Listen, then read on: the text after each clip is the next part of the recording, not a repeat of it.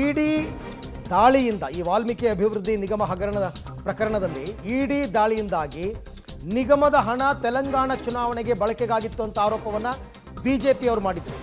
ಹಾಗಾಗಿ ಇಡಿ ಎಂಟ್ರಿ ಬೆನ್ನಲ್ಲೇ ಕಾಂಗ್ರೆಸ್ನಲ್ಲಿ ಟೆನ್ಷನ್ ಶುರುವಾಗಿದೆ.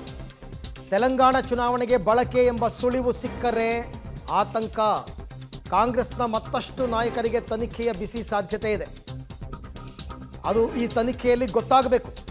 ಈ ಹಣವನ್ನು ಇಲ್ಲೇನು ಲೂಟಿ ಹೊಡೆದಿದ್ದಾರೆ, ಈ ಹಣವನ್ನು ತೆಲಂಗಾಣ ಚುನಾವಣೆಗೆ ಬಳಕೆ ಮಾಡಿರೋ ಲಿಂಕ್ ಸಿಕ್ಬಿಟ್ರು ಸಾಕು, ಇನ್ನಷ್ಟು ಜನ ಕಾಂಗ್ರೆಸ್ ನಾಯಕರಿಗೆ ಟೆನ್ಷನ್ ಶುರುವಾಗುತ್ತೆ. ವಿಚಾರಣೆ ಅದು ಇದು ಅಂತ ಎದುರಿಸಬೇಕಾಗುತ್ತೆ.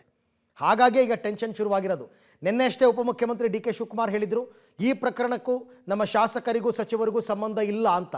ಈಗೇನು ಹೇಳ್ತಾರೆ ಈ ಬಗ್ಗೆ ಮತ್ತಷ್ಟು ಮಾಹಿತಿ ನನ್ನ ಕೊಲೀಗ ಸುಖೇಶ್ ಅವರಿಂದ ಪಡಿತಾ ಹೋಗೋಣ. ಸುಖೇಶ್, ಸಾಮಾನ್ಯವಾಗಿ ಇಂಥ ಸಂದರ್ಭದಲ್ಲಿ ಇದೆಲ್ಲವೂ ಕೇಂದ್ರ ಸರ್ಕಾರದವರು ಮಾಡಿಸಿರ್ತಕ್ಕಂಥ ರೇಡ್ ಅನ್ನೋ ಸುಲಭವಾದ ಆರೋಪವನ್ನು ಈ ಹಿಂದೆಲ್ಲ ಮಾಡ್ತಾ ಇದ್ರು ಕಾಂಗ್ರೆಸ್ನವರು. ಬಟ್ ಈಗ ಹಾಗಾಗಲ್ಲ, ಯಾಕೆಂದರೆ ಅಧಿಕಾರದಲ್ಲಿರ್ತಕ್ಕಂಥದ್ದೇ ಕಾಂಗ್ರೆಸ್ ಸರ್ಕಾರ.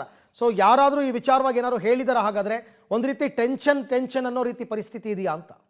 ಅರವಿಂದ್, ಒಂದು ಸ್ಪಷ್ಟ, ಅಧಿಕಾರದಲ್ಲಿ ಇದ್ರೂ ಕೂಡ ಯಾರೋ ಗಮನದಲ್ಲಿ ಇತ್ತು ಅಂತಲೂ ನಾವು ಈಗ ಹೇಳಲಿಕ್ಕಾಗಲ್ಲ. ಆದರೆ ಇಡೀ ಪ್ರಕರಣದ ಅಕ್ರಮ ಹಣ ವರ್ಗಾವಣೆ ಆಗಿರುವಂಥದ್ದು ಅದು ತೆಲಂಗಾಣ ಚುನಾವಣೆಗಾಗಿ ಅನ್ನುವಂತಹ ಆರೋಪವನ್ನು ಬಿಜೆಪಿ ನಾಯಕರುಗಳು ಈಗಾಗಲೇ ಮಾಡಿದ್ದಾರೆ.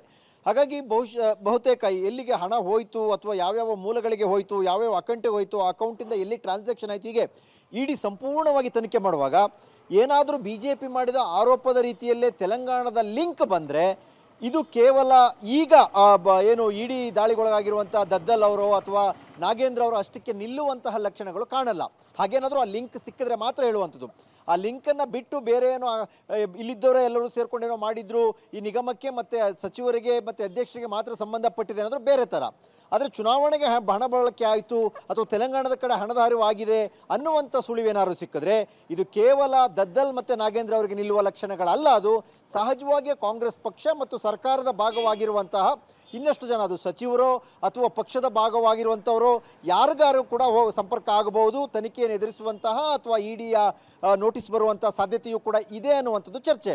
ಈ ವಿಚಾರವಾಗಿ ಕಾಂಗ್ರೆಸ್ ಪಾಳ್ಯದಲ್ಲಿ ಕೊಂಚ ಮಟ್ಟಿಗಿನ ಆತಂಕ, ಯಾಕಂದರೆ ಯಾವ ಹರಿವು ಯಾವ ಕಡೆ ಆಗಿತ್ತು, ಇದು ಯಾರವರೆಗೂ ಬರಬಹುದು ಅನ್ನುವಂತಹ ಆತಂಕ ಮತ್ತು ಚರ್ಚೆಗಳು ಕೈಪಾಳ್ಯದಲ್ಲಿ ನಡೀತಿದೆ ಅನ್ನುವಂಥ ಮಾಹಿತಿ ಕೂಡ ಸಿಗ್ತಾ ಇರುವಂಥದ್ದು. Aravind, okay Sukhesh, thank you ತಮ್ಮ ಎಲ್ಲ ಮಾಹಿತಿಗೆ. ಸೊ ಮುಂದಿನ ದಿನಗಳಲ್ಲಿ ಗೊತ್ತಾಗುತ್ತೆ.